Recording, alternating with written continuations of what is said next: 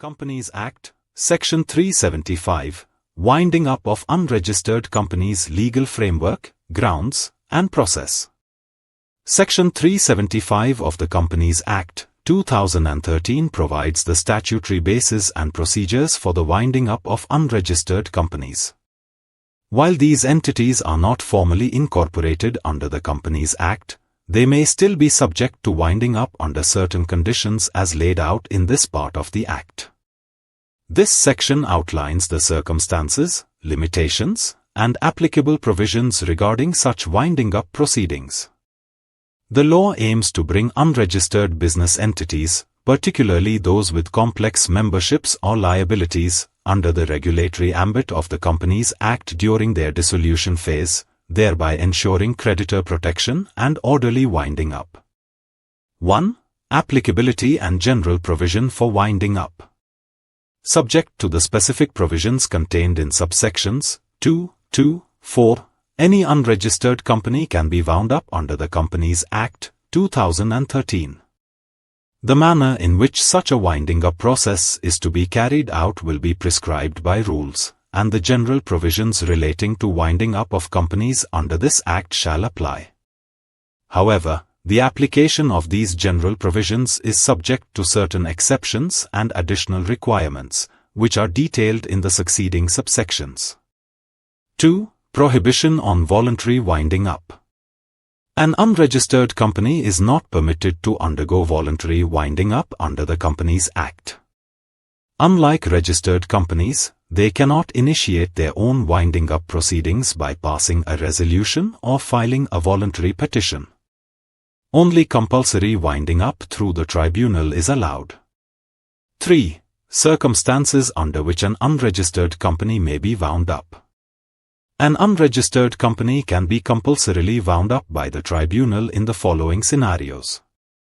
A. Cessation of business or limitation to winding up activities, if the company has already been dissolved, or has ceased to carry on business, or is functioning solely for the purpose of winding up its affairs, then a winding up order may be passed. B. Inability to pay debts. If the company is financially insolvent and unable to pay its debts, it may be wound up. C. Just and equitable grounds. If the tribunal forms the opinion that it is just and equitable to wind up the company considering, for example, mismanagement, deadlock in management, oppression of minority members, or loss of substratum, the company may be wound up. 4. Determination of inability to pay debts for unregistered companies. For the purposes of subsection 3b, an unregistered company shall be deemed to be unable to pay its debts if any of the following situations apply. A. Unpaid demand notice from creditor, a creditor, by assignment or otherwise, to whom the company owes more than 1 lakh rupee serves a written demand for repayment. This demand is properly served by leaving it at the company's principal place of business or delivering it to an officer of the company, secretary, director, manager, etc. If the company fails to pay or arrange to settle the debt within 3 weeks of receiving such a demand, it is deemed unable to pay. B.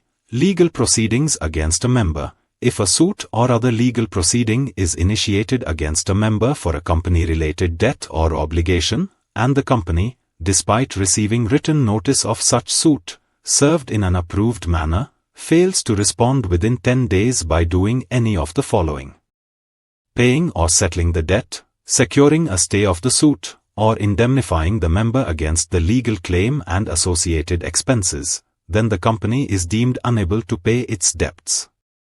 C. Failed execution of court order. If a court or tribunal issues a decree or order in favor of a creditor against the company, or any of its members or representatives, and the execution of such order is returned wholly or partially unsatisfied, the company is considered insolvent. D. Other evidence of inability to pay. The tribunal may, on any other reasonable and provable ground, determine that the company is unable to meet its financial obligations. Explanation. Definition of unregistered company. Under this part, the term unregistered company is specially defined for the purposes of this part of the Act. A. Exclusions: entities not considered unregistered companies.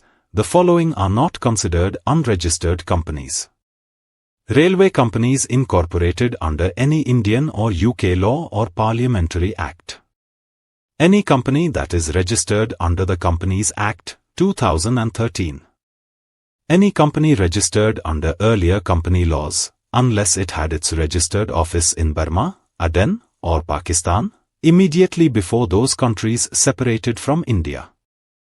B. Inclusions: what qualifies as an unregistered company, unless excluded as above. The term unregistered company includes partnership firms, limited liability partnerships, LLPs, societies, cooperative societies, associations, or any other form of company or business structure with more than 7 members at the time of filing the winding up petition before the tribunal.